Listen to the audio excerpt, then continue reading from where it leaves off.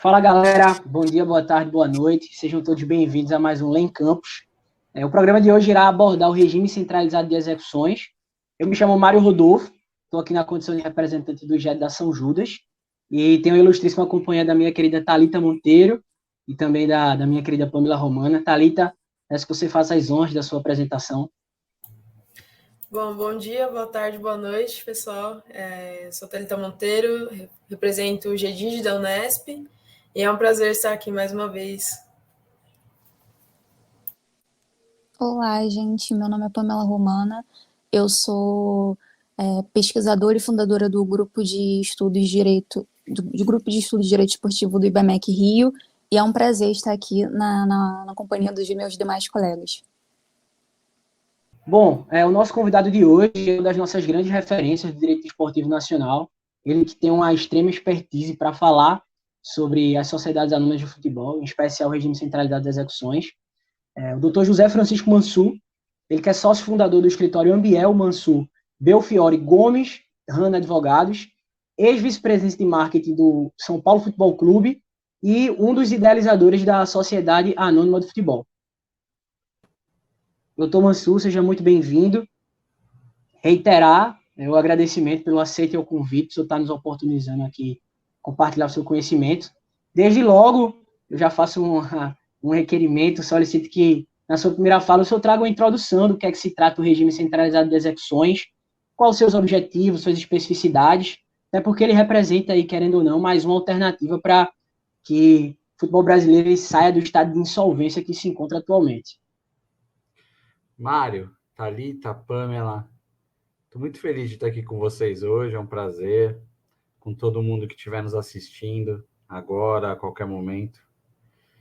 E agradeço as palavras, agradeço o convite, e começo dizendo que o regime centralizado de execuções, ele vem no contexto da criação da Sociedade Anônima do Futebol.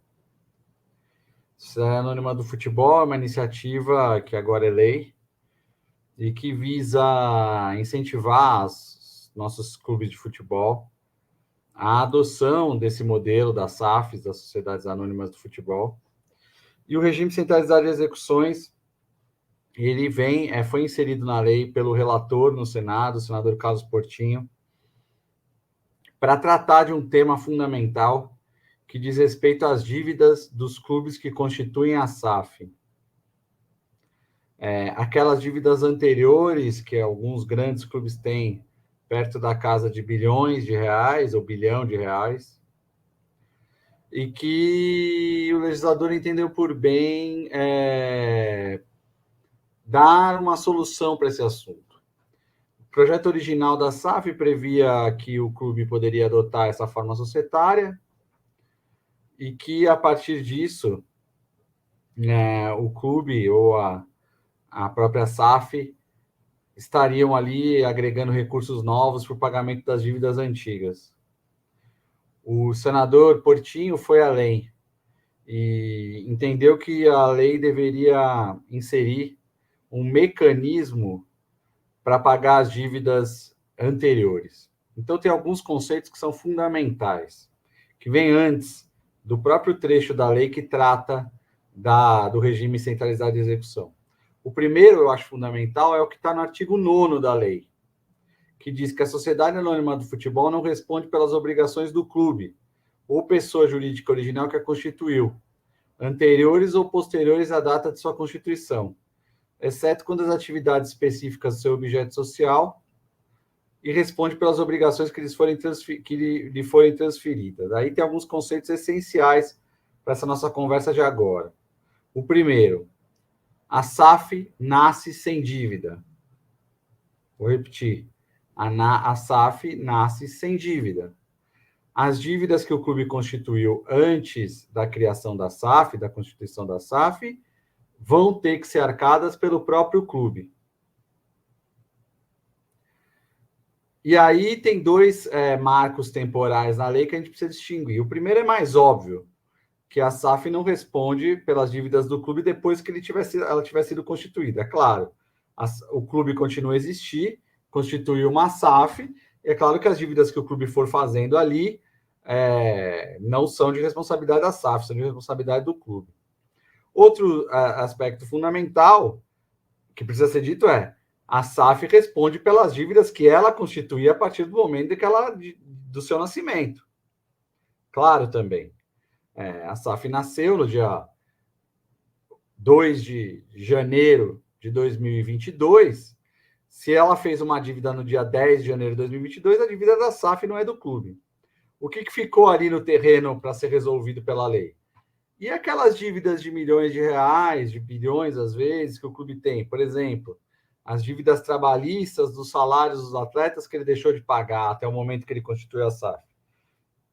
Essas o legislador deixou para serem pagas pelo clube que constituiu a SAF, pelo clube associação que vai permanecer ali. Ok, mas com que receita se o clube constituiu a SAF e a partir disso quem gere o futebol, quem tem as receitas do futebol é a SAF? O legislador deu solução para isso já no artigo seguinte, no artigo 10º, quando ele diz que é uma obrigação da SAF repassar 20% da receita líquida, da receita mensal. Eu não vou usar o termo líquido aqui para explicar melhor depois. Das receitas correntes mensais, eu vim aqui até o texto da lei para usar o termo certinho. Então, a SAF é obrigada a destinar 20% das receitas correntes mensais ou 50%, não é ou, corrija aqui quem está falando, e por destinação de 50% dos dividendos, dos juros sobre capital próprio e outra remuneração recebida dessa, na condição de acionista. O que significa? Que a SAF todo mês vai ter lá suas receitas e ela vai ter que repassar 20% para o clube que tiver aderido ao regime centralizado de execução. Esses dois conceitos são essenciais. Sem esses dois conceitos, a gente não entende o resto. Primeiro, entender que as dívidas que o clube constituiu antes de nascer a SAF são do clube, mas que a SAF não fica completamente desobrigada, porque ela tem que repassar esses 20% da receita corrente mensal ou 50% do dividendo. Vamos esquecer um pouco o dividendo, porque o dividendo parte do momento que você tem lucro e consegue distribuir resultado, etc. E aí você passa a ter os seus dividendos e aí vai contribuir com 50%. Mas vai contribuir com esses 20% e 50% até que momento? Até o momento em que as dívidas feitas pelos clubes não estiverem pagas. Que dívidas? Aí a gente entra no regime centralizado de execução. Porque a lei da SAF diz expressamente que os clubes, então esses que constituíram a SAF, que não são a SAF, que ficaram com as dívidas, vão ter o direito de aderir a um regime centralizado de execução civil e trabalhista. O que isso significa na prática?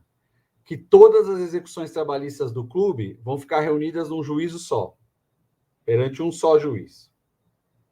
E todas as execuções cíveis do clube vão ficar reunidas diante de um juiz cível só. Já é um avanço, porque você sai daquele cenário onde as suas execuções estão distribuídas por diversas comarcas, diversos juízes, e você reúne num só. Mas outro elemento fundamental é o tal do plano de credores. Ou seja, caberá ao clube apresentar para esse juiz, onde ficaram reunidas todas as suas execuções, um plano de pagamento. Dizendo assim, olha, a SAF vai me destinar 20% das suas receitas, a projeção de receitas da SAF é de X, eu tenho aqui mais outras fontes de receita do clube, a contribuição dos associados, organização de eventos, festas, etc. Então, eu vou ter aqui um valor mensal para usar no pagamento das dívidas. Tem outro valor fundamental que surgiu agora, quando os primeiros casos práticos. Tem o valor que a SAF pagou para o clube para comprar as ações. Quando a gente fala do Cruzeiro e do Botafogo, 400 milhões de reais. E essa somatória de valores eu vou usar para um plano de pagamento da dívida, onde eu vou mensalmente aportar determinado valor. E em quanto tempo, Mansur, o clube fica obrigado a pagar? Ele tem um prazo inicial de 6 anos para pagar essas dívidas todas, que ele tiver listado para o juiz, de todas as ações que entraram lá no regime centralizado de execução. Se ele pagar 60% nesse prazo de 6 anos, ele tem mais 4 anos para pagar os 40% restantes. Esses conceitos todos são fundamentais. Então, em 10 anos, o plano tem que prever que em 10 anos as dívidas estejam quitadas. Sim. E o que acontece se em 10 anos a dívida do clube não estiver quitada? Essa dívida passa a ser da SAF. A SAF só assume a dívida do clube original, do clube que deu origem à SAF, se após o plano o plano de pagamento, no regime centralizado de execuções, passado o prazo de 6 anos mais 4, ou seja, o prazo de 10 anos, a dívida passa a ser da SAF. Então, a SAF passa o tempo inteiro olhando para o clube com a preocupação, está pagando a dívida ou não está pagando a dívida? Porque se não estiver pagando a dívida com esses 20% mais suas receitas próprias, vai sobrar para mim no final de 10 anos. Então, também cria um regime onde a SAF tem uma certa responsabilidade. Apesar da dívida não ser dela, dali 10 anos ela pode vir a ser. Então, também cabe à SAF, às vezes, o valor de 20%, ele é um valor mínimo fixado, ele pode ser fixado até em outro montante pelo plano de credores, mas às vezes a SAF pode falar, olha, eu tive uma receita maior esse mês, para não correr nenhum risco de você perder o prazo, e se por um período de 12 meses eu vou aportar mais do que 20%, vou aportar 40%, para ver se a gente chega aí nos 10 anos pagando a sua dívida. Então, esses eram basicamente os conceitos iniciais que eu acho importante colocar. Tem muito mais coisa, tem muito mais detalhe, lendo os artigos da lei, vocês vão encontrar as preferências, quer dizer, quem recebe primeiro. Tem algumas situações interessantes, por exemplo, tem a preferência da gestante. Se você tem dívida com uma pessoa gestante, ela tem uma preferência, mas isso é algo que ela só consegue reivindicar enquanto ela estiver na condição de gestante, que é uma condição provisória. Dura por volta de 9 meses. Doentes com doença grave. A partir do momento que a pessoa se cura, ela sai do regime preferencial, tem o privilégio da dívida trabalhista.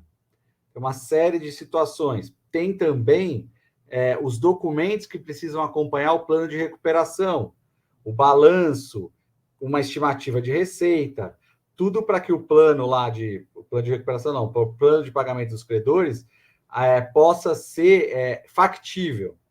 E aí tem algumas distorções, por exemplo, para terminar essa minha primeira fala. Existiu, a partir do momento que entrou em vigor a lei da SAF, decisões de clubes que não haviam constituído SAF e, mesmo assim, tiveram o direito conferido por determinados juízes de centralizar suas execuções e de aderir ao prazo de 10 anos. Não me parece, com todo respeito, que é isso que a lei preceitua, porque a lei determina de forma muito clara que o regime centralizado de execução só existe a partir da aprovação do plano. Se você não é SAF, você sequer apresentou um plano, como é que você pode já aderir ao regime centralizado? E pior ainda, quando vem uma decisão e proíbe penhora de quem não é SAF, porque o artigo 23 da lei diz claramente, só vai poder parar de ter penhoras aquele devedor que estiver pagando regularmente conforme o plano de pagamento apresentado no regime centralizado de execução. Então, como é que você pode suspender a penhora se não tem SAF, se não tem plano de pagamento e muito menos se esse plano que não existe não está sendo cumprido? Então, existem vários pontos aí que eu acho que vão ser abordados nas perguntas de vocês. E para elas eu estou aqui super às ordens. Bom, Mansur. Maravilha, doutor. Excelentes explanações. Já fazendo as honras e passando a palavra para a Thalita, ela com certeza, inclusive, tem uma pergunta que já pega esse gancho da abordagem do senhor. Thalita, por favor. Bom, Mansur, muito obrigada pela primeira explanação sobre o tema. Acho que é muito importante delimitar justamente esses primeiros pontos mais importantes da lei da SAF. E justamente sobre isso que você falou, sobre os clubes que são associativos e pleitearam o regime centralizado de execuções, eu queria que você comentasse um pouco sobre quais as diferenças entre o regime centralizado de execuções e o PEPT, que é o Plano Especial de Pagamentos Trabalhistas. principalmente no que tange a esses clubes associativos que pleitearam isso, porque já existia algo semelhante e, mesmo assim, foram usando da SAF para pleitear algo. Por que isso é mais vantajoso para eles? Olha, muito boa sua pergunta, porque me dá a oportunidade de dizer algo que você já começou a dizer. Realmente já existia algumas comarcas onde as execuções trabalhistas já estavam reunidas, por exemplo, no Rio de Janeiro, por exemplo, em Ribeirão Preto, em relação ao Botafogo de Ribeirão, já estavam reunidas num regime centralizado perante um juiz só. Então, não existe aí outra conclusão, senão de que o que a lei fez foi só estender isso também possível e criar algumas situações que eram comuns do próprio regimento interno de cada tribunal ao criar o PET. Agora virou lei. Então, tem algumas situações como isso que eu falei, o prazo. O prazo era discricionário de cada comarca. No regime centralizado de execuções da SAF, existe um prazo legal de 6 anos. Se você pagar 60%, você pode ir para mais 4 anos. Por exemplo, os documentos que devem constar no plano de credores. Era discricionário, estava lá no regimento interno de cada tribunal. O regimento interno dos tribunais trabalhistas criava as regras para centralizar as execuções trabalhistas. Então, além de expandir para o cível, também trouxe por lei situações que eram delimitadas em regimentos internos de tribunal. Então, fica uma uniformidade quando a gente está tratando do regime centralizado de execuções da SAF. Mas não reconhecer, como você reconhece, na minha opinião, com muito acerto, que isso não é mais do que estender ao cível também e trazer para um plano de lei federal algo que já acontecia em algumas comarcas, você tem absoluta razão no seu comentário que formula a pergunta. Só que, quando você olha os artigos 14, 15, 16, 17, você traz para o regime de uma lei federal algumas situações que estavam ali delimitadas apenas por regimentos. Então, em cada lugar que você estivesse como operador do direito trabalhando, como clube pleiteando ali aderir ao regime centralizado, você iria enfrentar uma ou outra situação diferente, dependendo do regimento interno e do regramento do regime centralizado da execução, que até onde a gente conhecia antes da lei da SAF, era limitada somente às execuções trabalhistas. Maravilha, doutor. Isso é uma demanda que precisa de certa cautela, até para não se criar, não se estabelecer mais uma alternativa que os clubes vão procrastinar mais ainda, né? Algumas dívidas precisam ser adimplidas e sem a responsabilidade que está atrelada à lei da SAF, precisa ser delegada aos dirigentes, fica difícil que a gente consiga sair do buraco que a gente está, né? Pamela, você tem uma pergunta a fazer? Tenho sim. Mansur, alguns tribunais estão suspendendo as execuções antes dos clubes apresentarem um plano de credores, como foi o caso do TRT da Primeira Região, considerando que dispõe o artigo 16 da Lei dos SAFs. Qual é a sua opinião sobre essas decisões? Bom, Pamela, você também me dá a oportunidade de responder sobre algo muito importante. Sua pergunta é muito importante.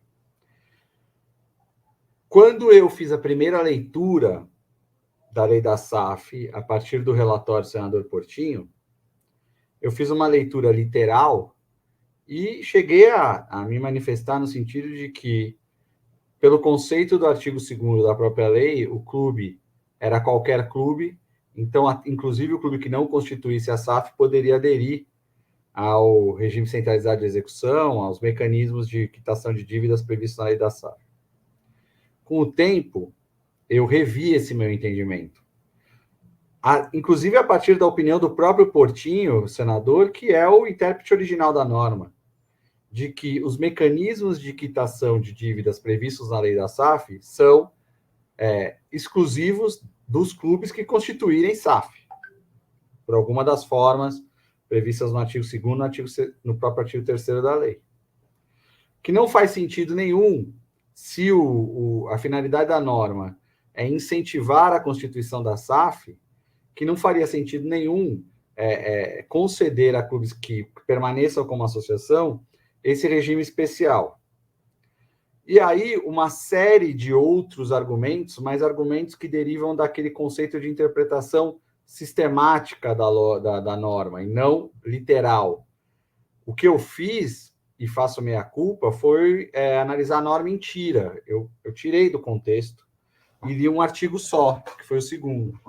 Mas quando você lê a lei como um todo, quando você vê, por exemplo, inclusive esse artigo 10º, que faz a destinação de 20% das receitas da SAF ao clube, como é que pode existir regime centralizado de execução para clube que não é SAF, se, como eu falei, um elemento essencial é que a SAF destine um valor das suas receitas para o clube pagar suas dívidas? Então, quando você faz a análise sistemática, não literal, contextual do texto legal, olhando como um todo, e quando você ouve o próprio intérprete original e a própria exposição de motivos da lei, que é incentivar a constituição das SAFs, você chega à conclusão que não pode ser outra, de que essas decisões estão em desacordo com a lei da SAF. São em desacordo. Ainda mais, como eu já disse, quando proíbe penhora, constrição sobre clubes que ainda não constituíram a SAF, sendo que esta prerrogativa de você não ser mais penhorado decorre do cumprimento do plano de pagamento. Ora, se você não é SAF, se você não aderiu ao regime centralizado, se você não apresentou plano de pagamento, como é que você pode ter a suspensão das penhoras? Então, causa um prejuízo ao credor desproporcional, porque sem constituir a SAF, o clube vai continuar no mesmo regime que o levou à insolvência, em vários casos, não estou generalizando. E ainda você proíbe o credor de fazer penhora sobre as receitas que os clubes têm, porque a prática mostrou para mim, ao longo de muitos anos, que o clube de futebol ele tem receitas a serem penhoradas, diferentemente de outras atividades, onde você, quando chega num regime de insolvência, você não tem mais de onde tirar para pagar suas dívidas. O clube tem. Tem o jogo, que de repente cria uma renda importante, e você vai lá e penhora, o que é absolutamente natural, para pagamento dos créditos que o próprio clube fez. Então, não está de acordo com o nosso sistema que o clube faça um monte de dívida e depois, quando tem uma grande renda, coloque isso no cofre do clube para fazer mais dívida ainda e não pague seus credores. Você tem um prêmio da CBF ou da federação local por uma colocação em determinado campeonato. Você tem uma transferência, então o clube tem fontes de receita. Você proibir a penhora, você cria um regime muito injusto para o credor. Muitas vezes é o atleta que não recebeu, e que, como tal, tem ali nesse valor até uma receita alimentar, uma receita que serve para o seu sustento do trabalho que ele fez, que é a coisa mais sagrada que tem no mundo. Então, Pamela, a minha posição ela é muito consolidada no sentido de que o regime centralizado de execução é exclusivo para os clubes que constituírem a SAF, que pleitearem a adesão ao regime centralizado, usando todos os atributos e atendendo a todas as normas da lei da SAF. Desde apresentar cada documento previsto ali no artigo 16, se eu não me engano, 15 ou 16, se eu não me engano, até cumprir os prazos, então que é exclusivo para os clubes que constituírem a SAF e que atenderem todas as outras normas. Essa concessão de regime centralizado, inclusive dos prazos do regime centralizado, para clubes que não constituíram a SAF, na minha opinião, é uma distorção. É uma interpretação equivocada e que a jurisprudência, observando a norma legal, deve corrigir ao longo do tempo. Maravilha, doutor. Até abordando um pouco essa questão das sanções, se eu pudesse trazer um pouco quais são essas sanções que podem ser estipuladas aos requerentes, né? Caso eles não cumpram os prazos estipulados no regime centralizado de execuções, se isso a longo prazo pode ser realmente de fato eficaz. Se pudesse introduzir um pouco mais no assunto, seria bom. A sanção fundamental, ô Mário, é você sair do regime centralizado de execuções. Suas execuções voltarem a ser distribuídas livremente. E a outra essencial é que, enquanto você estiver cumprindo os pagamentos do plano, você não sofre penhora, como eu acabei de falar. A partir do momento que você para de cumprir o que está no plano, você passa a sofrer penhoras, novamente. Você, quando cria um regime onde você tem um prazo estipulado para pagar suas dívidas, de 6, podendo ser prorrogado para mais 4 anos, você cria uma situação muito mais segura para administrar o clube. Quando você é penhorado toda hora, e eu vivenciei situações dessa na prática, quando você, por exemplo, você está devendo a um monte de gente, mas você tem ali o seu elenco de jogadores para receber o salário, e você tem um jogo na quarta-feira, onde você tem uma perspectiva aí de criar uma renda que vai pagar aquela folha daquele mês, mas assim que o jogo chega no 30º minuto do segundo tempo, que é quando sai a renda, um oficial de justiça entra e penhora a sua renda toda, você vai se afundando cada vez mais no buraco. Os jogadores vão ficar mais um mês sem receber, isso vai tornando o clube inadministrável. E aí começa a atrasar outros pagamentos, como conta de luz, conta d'água. Eu já vi isso acontecer. O Cruzeiro estava assim. Cada receita que entrava era imediatamente penhorada e não dá para administrar, porque você não consegue ter fluxo de caixa para fazer frente às suas despesas mais ordinárias. Água, luz e também salários, prêmios e etc. Tanto que ano passado os atletas do Cruzeiro fizeram uma greve. Então você imagina o que é isso para o clube. Você está disputando uma Série B e de repente seus atletas entram em greve. Quer dizer, isso é o colapso total do clube. A partir do momento que você adere ao regime centralizado de execuções e você tem lá um plano mensal, onde você sabe que tem aqueles 20% que vem da SAF e que você também colocou ali um aporte por parte do próprio clube que permita com que ele pague as suas outras despesas, porque as do futebol já ficaram na SAF, até isso tem essa vantagem, mas para você manter a luz, a água, a sede social funcionando, você acaba tendo uma condição de planejamento muito melhor. Fora que o dirigente é responsabilizado se ele receber os 20% e não aplicar para o pagamento da dívida. Existe uma possibilidade de responsabilização do dirigente do clube. Então, a lei do plano institucional de sair do regime centralizado, que é, de toda forma, muito, muito ruim para o clube, porque você ganha um fôlego e você perde isso e volta a ficar sufocado pela dívida, você ainda tem a responsabilização pessoal do dirigente que recebe o aporte dos 20% e não aplica para o pagamento da dívida, para o cumprimento do plano de pagamentos previsto no regime centralizado de execução. Então, existem várias sanções e no final de tudo isso, deu 10 anos e o clube não pagou, a dívida passa a ser da SAF, o que também acaba representando uma pressão por parte da SAF. Estou te repassando 20%, quero ver o plano para que você pague, mas no final dos 10 anos a própria SAF acaba se responsabilizando, então é muito natural que ela também, de alguma forma, fiscalize o pagamento dessas dívidas pelo clube. Ou pelo menos se interesse pelo assunto. Perfeitamente, doutor. A gente vai se encaminhando já para o nosso final. Um debate extremamente proveitoso, traz elucidações bastante esclarecedoras de um tema que vem gerando ainda algumas controvérsias aí no meio jurídico-esportivo. Thalita, se você quiser fazer alguma consideração final, o que você acha ilustro para contribuir aqui para a nossa aula, pode ficar à vontade. Eu tenho um último comentário, talvez bem breve. Eu gostaria que o Mansur falasse um pouco sobre a perspectiva dele como legislador da lei.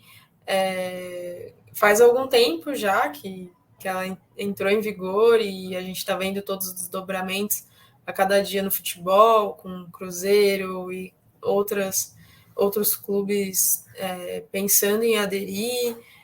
outros que entraram. Acho que eu gostaria de saber mais essa perspectiva da resposta da lei na mídia, e como você se sente, assim, uma opinião talvez um pouco mais particular sobre se a lei em si ela está suprindo as expectativas que foram colocadas na criação dela, e para o panorama no futebol geral, se ela realmente é essa modernização que foi prometida em toda a sua elaboração.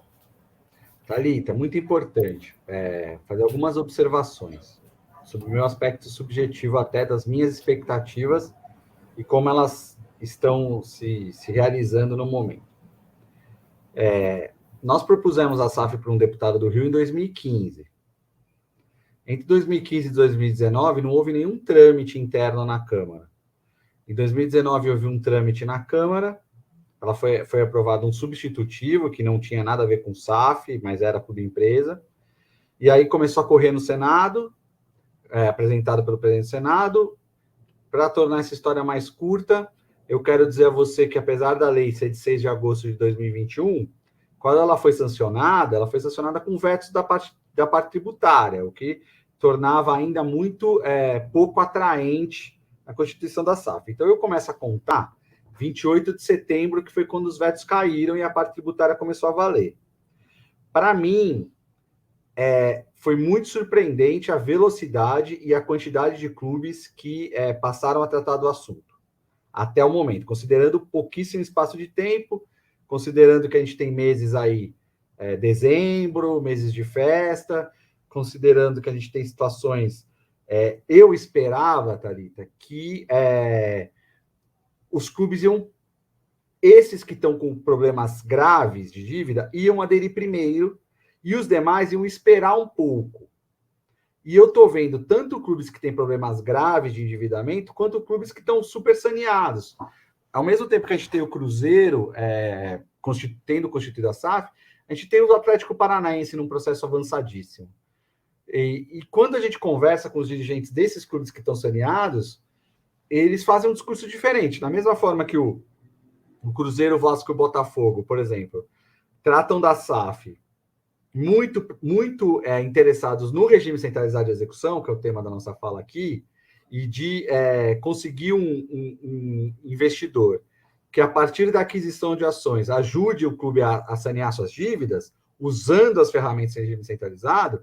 Quando a gente fala com dirigentes do Atlético Paranaense e do América Mineiro, por exemplo, eles falam: eu vejo na SAF a possibilidade de mudar meu clube de prateleira no futebol brasileiro. O Atlético já tem resultados excelentes nos últimos tempos, mas quer se consolidar e ficar como um vencedor constante de campeonatos na prateleira dos grandões. Se bem que o Atlético Paranaense tem um desempenho hoje muito melhor que muito clube grande, se você for olhar as conquistas dos últimos anos. Mas ele quer passar para outro patamar.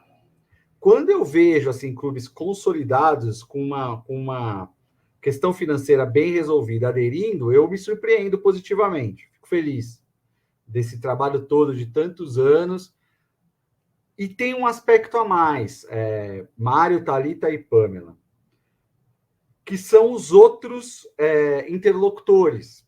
Porque quando era uma coisa assim, um projeto foi apresentado pelo Rodrigo, pelo Mansur, aí pegou lá no deputado Rodrigo Pacheco, no senador Rodrigo Pacheco, no Portinho. Mas quando a gente começa a ver outros nomes importantes, como, por exemplo, quando a XP aconselha o Cruzeiro a constituir uma SAF, ela, com todo o patrimônio de nome que ela construiu, ela está avalizando que alguém lá dentro, não uma pessoa, muita gente lá dentro, leu a lei e que se sentiu seguro de fazer a SAF. Por mais que eu não tenha participado em nada do caso do Cruzeiro, isso dá um aval que nos tranquiliza, porque é mais um olhar. Quando a gente ouve a grandíssima maioria dos colegas falando de SAF e apontando os problemas, porque é claro que tem problemas, claro, ninguém tem a pretensão de fazer uma lei perfeita, mas fazendo uma síntese geral com mais aspectos positivos e algumas coisas a serem resolvidas, a gente se sente avalizado, porque você fala, tem outros colegas que estão lendo a lei E não é sempre assim. Existem muitas leis do esporte, por exemplo, eu lembro da entrada em vigor do Estatuto do Torcedor, era um mar de críticas. E em relação à SAF, a gente recebe mais, a gente vê colegas se pronunciando na mídia, se pronunciando para clientes deles, transmitindo uma margem de segurança. Olha, isso aqui é um caminho que dá para percorrer. Claro que no próprio livro que a gente lançou, comentando artigo por artigo, o Rodrigo, eu, Ambiel, o Tássio, algumas das pessoas que participaram, a Juliana, do próprio processo de elaboração do texto primeiro, a gente já aponta que no trâmite legislativo ficaram alguns problemas. Se vocês olharem o livro, vocês vão ver que a gente aponta problemas. Mas observar que no plano geral a lei recebe alguns avais de gente boa e gente qualificada que lê e não aponta situações assim, não, olha, isso aqui é um problema que faz com que invalide a lei. A lei não use. Não, usa, tem esses problemas, mas isso aqui é seguro. Quando um consultor fala isso para o Botafogo, fala isso para o Cruzeiro, e a gente vê hoje algumas dezenas de clubes das mais diversas divisões tratando o assunto, a gente fica surpreendido positivamente com a repercussão. Claro que a gente acreditava muito no projeto que a gente desenhou, mas eu acreditava também muito na resistência do sistema que está aí, do status quo. E ela se manifesta às vezes. Hoje mesmo eu li uma matéria onde é claramente um recado da resistência do status quo. Olha, não faça porque em Portugal tem o Belenenses. Mas a própria matéria diz, nós evoluímos a partir do Belenense. E aí não sou eu que falo, é o próprio professor Maurício Correia da Veia que fala, não, eu estou aqui em Portugal, eu vi o que aconteceu, por isso criamos mecanismos onde só a SAF pode participar das competições no lugar do clube. Então, para tentar minimizar essa questão desses atritos que aconteceram em Portugal.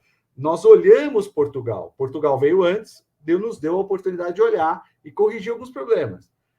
Mas a crítica é válida, porque ela faz a gente melhorar. Mas no plano geral, Thalita, o resultado desses poucos meses de vigência da SAF, ele é muito positivamente surpreendente para nós. Seja pela quantidade de clubes falando disso, seja por espaço. Por exemplo, você imagina, né? Você que, se Deus quiser, vai ainda criar muita coisa interessante para o nosso ordenamento, tanto você como a Pamela e o Mário. Você cunhar um termo numa mesa de um escritório de um amigo seu, SAF. Eu vou contar até uma curiosidade. Quando a gente levou para o deputado Otávio Leite SAF, ele perguntou, mas o que é SAF? Eu falei, Sociedade Anônima do Futebol. Ele falou, então tá errado, porque tinha que ser SA do F, ou Sociedade Anônima Futebolística. Eu falei, mas Sociedade Anônima Futebolística é muito feio, Rodrigo. Vamos fazer essa imprecisão. É SAF, mas é do futebol. Quando você cunhou um termo e vê esse termo sendo falado pelas pessoas, liga a TV, você se sente assim, pô, fizemos alguma coisa que pegou, de alguma forma.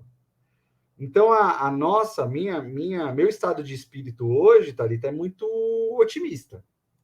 Mas sempre muito deixando claro, em todo lugar, a SAF não é varinha mágica. Não é constituir a SAF, seus problemas vão estar todos resolvidos, que nem as organizações Tabajara, que não é nem do tempo de vocês, é do Cacete Planeta. É preciso governança, é preciso gestão. A única coisa que eu discordo é quando dizem, mas a associação com governança e gestão também poderia ser bem sucedida. Claro, poderia, mas sempre no contexto brasileiro, como o Flamengo. Nunca tem um teto baixo que ele não passa. E eu acho que um clube com 40 milhões de torcedores como o Flamengo deveria quebrar o teto e disputar na Europa os jogadores com os grandes clubes europeus. Quando você continua com uma associação, você pode até ter uma hegemonia, mas vai ser sempre com as outras associações brasileiras. Se você quer que os nossos clubes, e alguns têm potencial para isso, sejam grandes no mundo, aí eu acho que o modelo associativo não dá mais. Então, por mais bem geridos que sejam os clubes de associação, eles têm um teto muito baixo na capacidade de obter receitas. E quando você fala em SAF, você fala da possibilidade de criar um ambiente seguro para um grupo de pessoas ou uma pessoa aportar mais recursos para a gente sair do patamar das receitas de R$1 bilhão e achar isso excelente e ir para o patamar das receitas dos clubes franceses. por mais que a moeda, o euro, seja muito mais valorizado que a nossa, o futebol francês é muito menor que o nosso. Então, a gente contrapõe uma coisa com a outra. E não tem na França um clube que tenha 40 milhões de torcedores, porque é quase a população de várias cidades reunidas ali. Senão, eu não tenho aqui na cabeça. Então, se você fala na Europa que tem um clube brasileiro que tem 40 milhões de torcedores, é claro que, se tratando do futebol, que é 5 vezes campeão do mundo, que revelou alguns dos maiores jogadores da história do futebol, se você fizer uma lista de 20, você tem que ter aí 10 brasileiros para mais, pensar pequeno, querer ser hegemônico no mundo das associações brasileiras. E esses nossos clubes podem mais, e eu acho que no modelo associativo não poderiam. Mas, uma vez constituída a SAF, também não é a solução automática para todos os problemas. É preciso gerir bem, é preciso governar, porque empresas quebram. Empresas quebram. Não estou dizendo aqui que nunca mais seu clube... Tá certo que no futebol, os clubes de futebol que quebraram continuaram a existir. Voltaram lá para a última divisão, como o Parma, como o Fiorentina, da Itália, mas há empresas mal geridas e mal sucedidas. Eu só acho que, como associação, existe um teto. E como SAF, a gente tira o teto e o futebol brasileiro pode alcançar um limite que eu não consigo imaginar agora, mas muito mais alto do que a gente vai hoje. Maravilha, doutor. Explanações fenomenais, especialmente dentro da necessidade que a gente tem de gerar essa transição, né, para que efetivamente o futebol brasileiro se torne futebol de gestão profissional. É porque, como o senhor muito bem pontuou, ele tem uma capacidade de angariar muito mais do que angaria. A gente tem uma grandeza nesse esporte muito grande e não tem por que a gente continuar se retendo e preso a práticas do passado, né? Pamela, você tem alguma consideração, alguma pergunta para a gente caminhar? Não, só agradecer mesmo a presença do Mansur. Como o Mário falou, apresentação e abordagens espetaculares. Eu que agradeço, quero agradecer também a participação especial do seu gato ou gata, que esteve aí com você Sim. durante quase todo o tempo, e agradecer pelas perguntas de vocês, todas muito bem elaboradas, que me deram a oportunidade de falar e de pensar e de fazer até uma reflexão sobre as coisas. Por isso que é muito importante participar de fóruns como esse, porque a cada um vem uma pergunta que te faz repensar, mudar de ideia às vezes, refletir sobre o que você está falando. Então, pode parecer que quem está aprendendo é quem está ouvindo o palestrante, mas o palestrante também está aprendendo muito. E eu aprendi muito com vocês hoje, nessa noite. Maravilha, doutor. Reiterar o nosso agradecimento, então, pela presença, por compartilhar o conhecimento, por topar estar aqui no Lem Campus, fomentando e engrandecendo o debate atrelado das SAFs, o regime centralizado de execuções. Até brinquei com Pamela, acho que a conversa foi tão boa que até o gato dela queria fazer uma pergunta também, né? Mas como a gente está chegando ao final, então, mais uma vez agradecer a parceria de Thalita, a Pamela, hoje foi minha estreia aqui, então a gente tira aí, de certo modo, uma ansiedade, e convidar vocês, não só para assistir essa aula aqui, mas as outras aulas do Lem Campus também. É um canal que tem um fomento, uma construção muito grande, nos oportuniza a nos edificar aí, buscar o crescimento no universo esportivo. Então é isso, gente. Muito obrigado. Até a Obrigado, próxima. Mário. Obrigado, Thalita. Obrigado, Pamela. Foi um prazerzão estar com vocês hoje. Maravilha, gente. Até a próxima. Valeu. Obrigada, tchau, tchau.